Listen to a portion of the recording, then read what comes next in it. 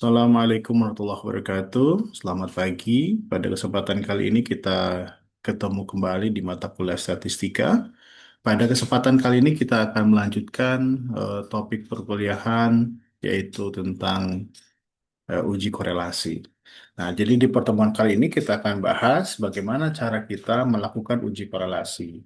Uji korelasi itu adalah uji untuk melihat derajat hubungan antara satu variabel dengan variabel lain yang diteliti dalam suatu proses penelitian. Oke, kita mulai.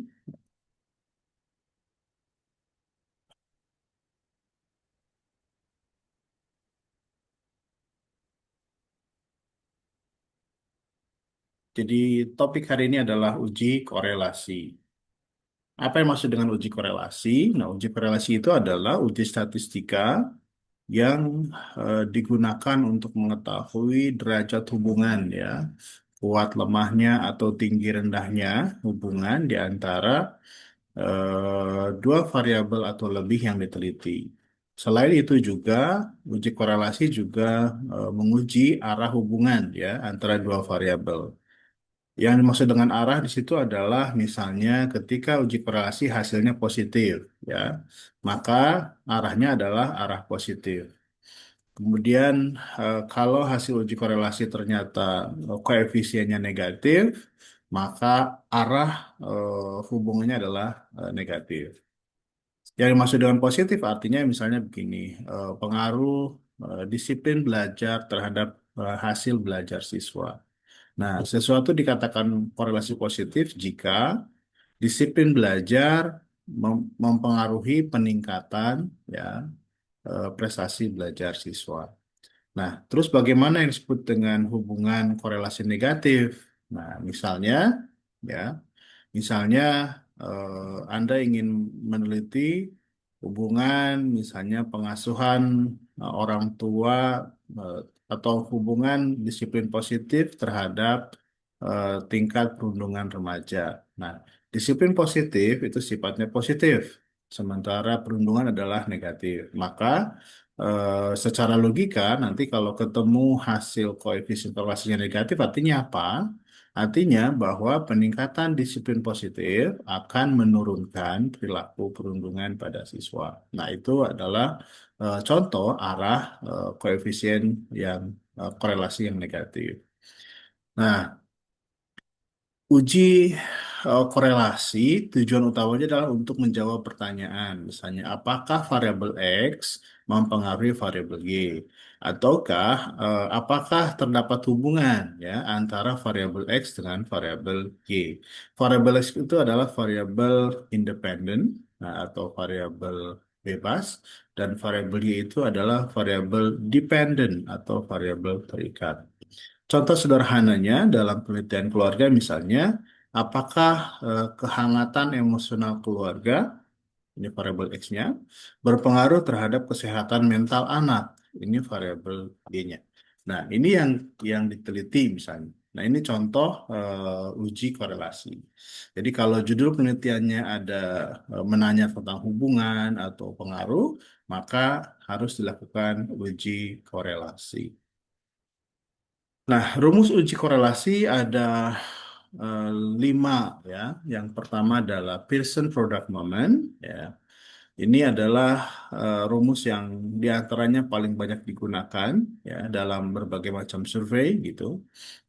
Kemudian data yang digunakan adalah data interval atau rasio. Nah, persyaratannya adalah data harus berdistribusi normal. Oke, kemudian contohnya adalah pengaruh tinggi badan ya terhadap berat badan atau apakah ada hubungan antara tinggi badan dengan berat badan misalnya gitu ya. Kemudian yang kedua eh, uji korelasi Spearman rank. Nah, ini bentuk datanya ordinal dan tidak berdistribusi normal. Nah, jadi kalau kita lihat di sini eh, tiga yang di bawah itu adalah statistik non parametrik ya. Kita pernah diskusikan di awal bahwa statistika itu ada dua, ada statistika parametrik dan ada statistika non parametrik.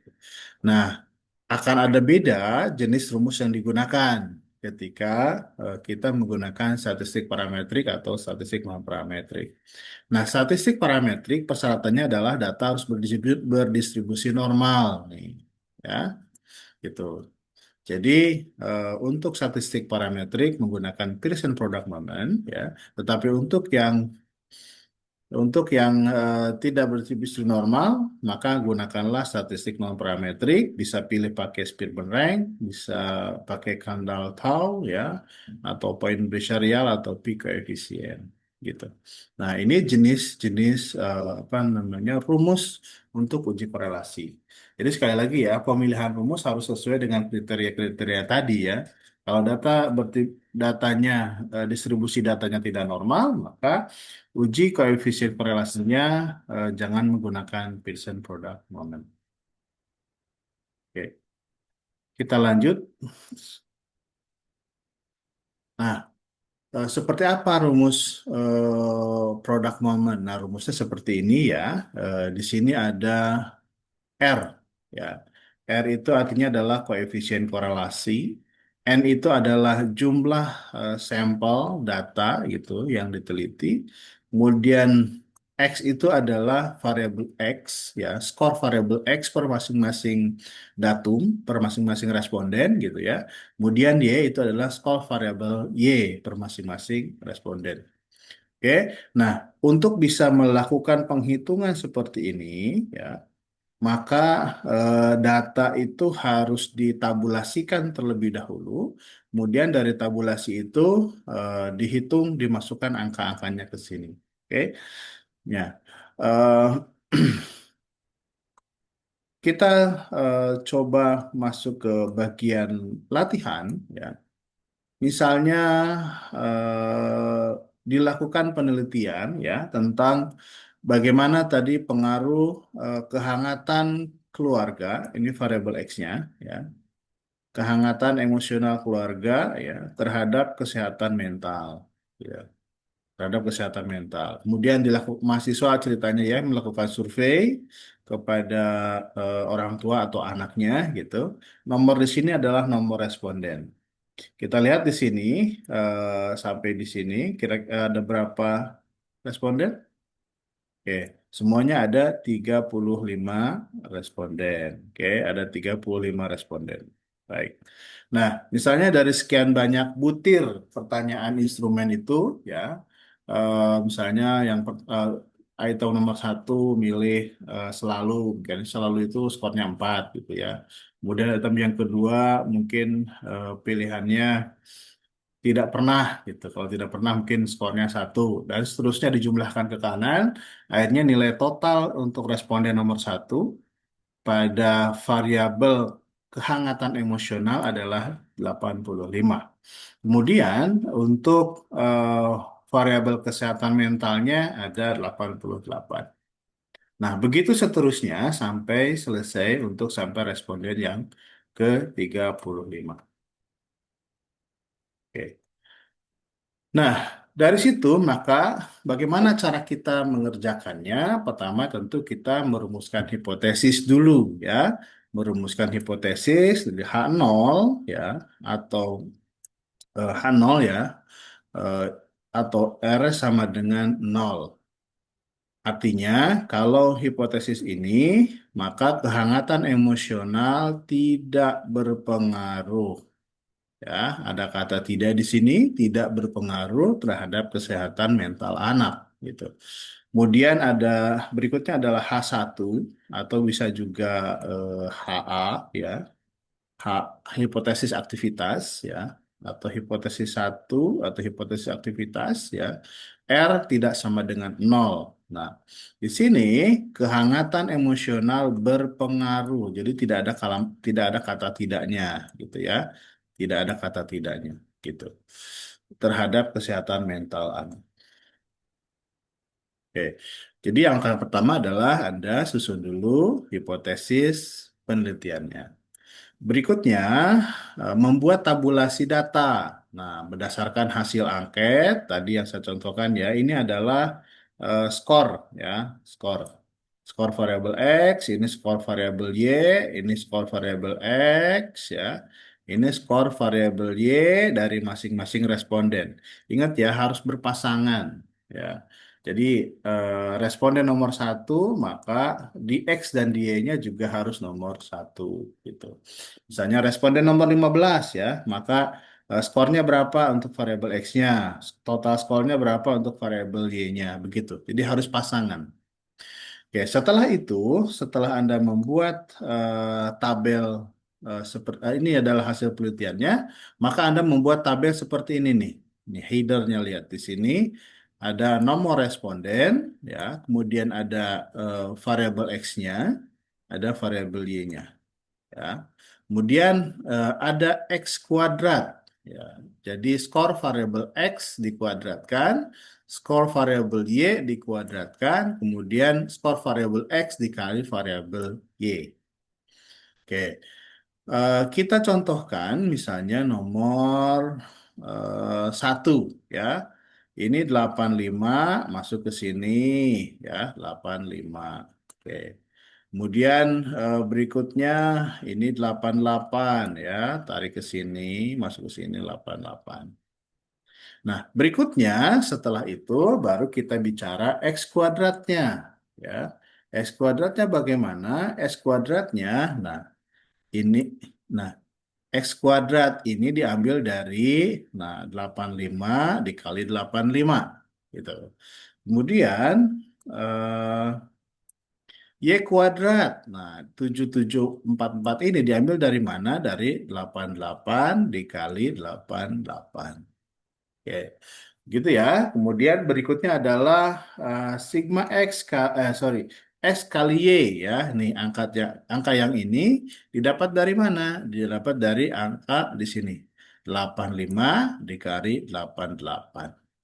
Dengan pola yang sama, terus Anda selesaikan sampai selesai ke 35 responden. Oke. Nah, setelah itu di bagian akhir, ya, di bagian akhir, Anda buat nih sigma, ya. Sigma itu artinya adalah sum atau penjumlahan. Sigma X artinya dari sini sampai ke sini dijumlahkan. Jadi berapa? 2878. Oke, kemudian berikutnya sigma Y ya. Sigma Y berarti kolom Y dari sini ya sampai ke sini dijumlahkan jadilah 2956. Kemudian yang berikutnya adalah sigma X ya, sigma X kuadrat, sigma X kuadrat. Nah, ketemu angka segini, berarti ini ada hasil dari ini ya sampai ke sini dijumlahkan. Ya. Begitu juga untuk sigma Y kuadrat dan sigma X Y. Maka kita sudah memperoleh angka-angka yang diperlukan untuk menggunakan rumus yang tadi, yaitu sigma X-nya adalah 2878, kemudian sigma Y-nya 2956, sigma X kuadratnya adalah 239.132, sigma Y kuadratnya adalah 252.098, dan sigma X-nya adalah 245522. Oke, eh, mudah-mudahan bisa dipahami ya. Kita teruskan. Setelah itu kita masuk ke tahapan yang ketiga ya. Tadi kita sudah memperoleh nilai-nilai ini ya. Nilai sigma X, sigma Y, sigma X kuadrat, dan sigma Y kuadrat, juga sigma X kali Y. Maka angka-angka ini yang diperlukan dimasukkan di rumus ini. Ya, oke, gitu ya. Nah, kita contohkan di sini misalnya 2878 ya masuk ke sini. Oke. Kemudian 2956 masuk ke sigma Y. Oke. Kemudian X kuadrat di mana? X kuadrat masuknya ke yang di bawah nih ya. X kuadrat. Nah, 239.132. Berapa N-nya? Tadi kita sudah tahu N-nya adalah 35. ya. Kemudian sigma Y yang ini nih, ya, masuk ke sini. Oke. Kemudian sigma X kali Y yang ini, ya, masuk ke sini. Nah, terus dihitung, ya. Oke, untuk menghitung, caranya adalah kalikan dulu ya. Ini selesaikan dulu ya. Nah, ini selesaikan dulu, baru ini dikurangi ini ya. Ini juga sama, selesaikan dulu perkaliannya, ini dikuadratkan dulu, setelah itu baru ini dikurangi ini gitu. Ini dikali ini, ya, ini dikuadratkan, selesaikan dulu ini kali ini, ya. Begitu sudah selesai, maka angka dari hasil hitungan yang sebelah sini dikali dengan hitungan yang sebelah sini, baru setelah itu diakarkan.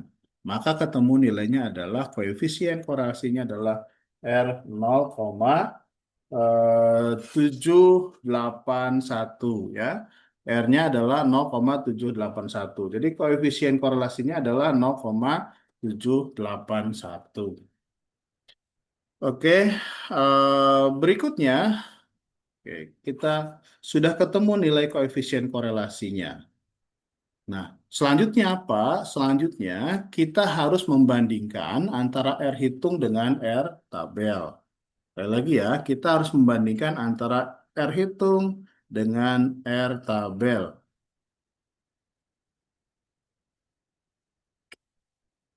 Oke, jika R hitung lebih besar dari R tabel, maka nih ya, jika R hitung lebih besar dari R tabel, maka H1 terbukti. Artinya, kehangatan emosional keluarga berpengaruh terhadap kesehatan mental anak. Sebaliknya, jika R hitung lebih kecil dari R tabel, maka H0 yang terbukti. Artinya, kehangatan emosional tidak berpengaruh terhadap kesehatan mental anak gitu. Baik, eh, kita teruskan. Nah, terus bagaimana caranya untuk mendapatkan R tabel? Nah, kalau Anda cari di buku statistika gitu di bagian lampiran biasanya selalu ada tabel product moment atau tabel R seperti ini. Atau kalau di googling aja Anda bisa cari tabel R product moment gitu atau nilai kritis product moment. Oke. Kemudian dari situ eh, kita lihat ya, biasanya untuk riset sosial menggunakan taraf kepercayaan 5%. Ya. Sorry, taraf kepercayaannya 95%, sehingga di sini di 95% berarti 100 kurang 95 jadi 5% di sininya ya. Oke, atau di sini atau sini. Tergantung kepada apa? Tergantung kepada jumlah N-nya. Kita ketahui bahwa N yang kita olah datanya adalah tadi berapa? Nih, nilai N-nya ya. Nilai jumlah sampelnya. Jumlah sampelnya adalah 35. Maka ini ya 5% ya sini. Maka nilai R tabel atau R kritis dari korelasi dengan sampel 35 orang adalah 0,334. Jadi R tabelnya adalah 0,334. Oke, nah kemudian kita bandingkan antara R hitung dengan R tabel. Ya, R hitung 0,781 dibandingkan dengan R tabel 0,334. Tadi persyaratannya adalah untuk uji ini adalah jika R hitung lebih besar dari R tabel, maka hipotesis A atau hipotesis satu atau hipotesis aktivitas itu terbukti. Maka karena di sini kalau sebaliknya berarti tidak terbukti ya. Maka H1 atau H0 terbukti. Artinya kehangatan emosional keluarga berpengaruh terhadap kesehatan mental anak. Oke. Nah, berikutnya, nah, jadi sudah dapat nih, sudah teruji bahwa memang ada pengaruh gitu ya, dan pengaruhnya positif. Dari mana tahu positifnya? Karena di sininya tidak ada angka negatif, tidak tidak ada tanda negatif. Ya, jadi berpengaruhnya positif. Nah, berikutnya,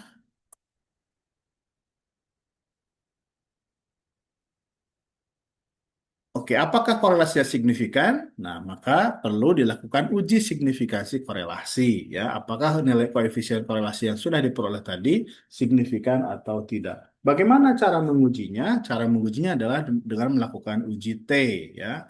Rumusnya adalah ini ya, uji T itu T sama dengan R ini adalah koefisien korelasi, N ini adalah jumlah responden atau jumlah sampel yang Anda teliti gitu.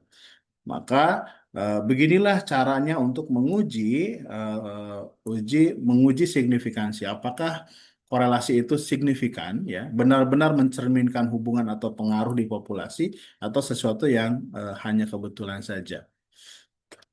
Ya, signifikan itu nyata, kentara ya. Eh, Dari situ kemudian ini saya coba hitungkan ya. Jadi rumusnya tadi ini ya. R-nya adalah 0,781 ya. Kemudian N-nya adalah 35 dikurangi 2 jadi 33. Kemudian di bawahnya 1 min R kuadrat 781 dikuadratkan. Sehingga ketemu nilai akhirnya adalah nilai T-nya adalah eh, 7,195. Oke. Nah, jadi kita sudah ketemu nilai uji T-nya. Selanjutnya eh, bagaimana cara mengujinya, apakah signifikan atau tidak? Maka nilai T tabel T hitung dibandingkan dengan T tabel. Kita sudah tahu tadi nilai T hitungnya adalah 7,195 ya. Oke, T tabelnya adalah 7,195. Coba. Oke, nah, 7,195 ya. Oke, jadi T tabel sama dengan ya, T hitung sama dengan 7,195. Nah, pertanyaan berikutnya adalah berapa nilai T tabelnya gitu. Untuk menentukan T tabel kita harus tahu ada rumusnya adalah nih DF dulu ya, DF degree of freedom ya sama dengan N-2 ya. DF atau DK ya. Kalau bahasa Indonesia kan DK, derajat kebebasan ya, atau kepercayaan ya, DK ya. DK-nya berapa gitu ya? N-2. Berarti 35 dikurangi 2 jadi 33. Nah, ada di sini ini cuma ada 30 dan 40. Terus 33 di mana? Nah, nggak ada angkanya di tabel sini. Gitu ya. Nah, alfanya adalah 0,05. Ya, jadi dan kita pakai yang uji dua pihak atau two tail. Berarti ada di sini nih. 0, di sini. Nah, sini. Tapi pertanyaannya adalah kita adanya bukan 30 dan bukan 40. Kita adalah 30 32. Bagaimana caranya? Nah, maka kita melakukan yang namanya interpolasi. Interpolasi. Jadi kita mencari T32 itu berapa sih gitu. Nilai T tabel untuk DK-nya 32 itu berapa gitu. Maka caranya adalah ya kita ambil T30-nya ya. T30 berapa nih? T30 ya. Coba saya hapus dulu. Maka kita ambil T30-nya, ya, T yang ada di atasnya. Kita lihat di sini. Semakin kecil DF, maka angkanya semakin besar. Maka kita ambilnya yang 30, ya. 30 masukkan ke sini, ya. T30 tuh. T30 dikurangi di bawahnya berapa? Ada T40. Nah, jadi T30 dikurangi T40, ya. Gitu. Kemudian dari situ maka T30 itu 0,242. Sorry, 2,042 ya. Maka T30-nya adalah 2,042. Kemudian T40 nih, saya ganti warna ya biar kelihatan warna biru. Nah, 0,21 dimasukkan ke sini. Oke. Kemudian 40, nih 40 dikurangi 30 kan kita mencari ya berapa, maka ketemulah ini 10. Nah, dikali 32 dikurangi 32 dikurangi 30. Jadi berapa? Sorry, 32 dikurangi 30 jadi 2. Jadi ketemu hasilnya adalah 2,038 ya T tabelnya gitu. Nah, ini cara manualnya, cara ininya bisa Anda pakai Excel atau di SPSS, tapi nanti kita ajarkan kemudian. Yang penting Anda tahu logikanya dulu ya, kalau untuk mencari T-tabel yang tidak ada di tabelnya. Oke, maka ini sudah kita ketahui tuh ya, sudah kita tahu sebelumnya adalah T, T hitungnya adalah 7,195 ya. T hitung 7 T hitung ya, sebut T hitung ya. T hitung 7,195. Nah, kemudian kita bandingkan simpulannya ya. Eh, Jika T hitung lebih besar dari T tabel, maka signifikan. Jika lebih kecil, maka tidak signifikan. Nah, ini T hitungnya 7,195. Lebih besar atau lebih kecil nggak dari T tabel ini? Lebih besar. Maka masuk kesimpulan ya, karena T hitung lebih besar dari T tabel, maka korelasi signifikan.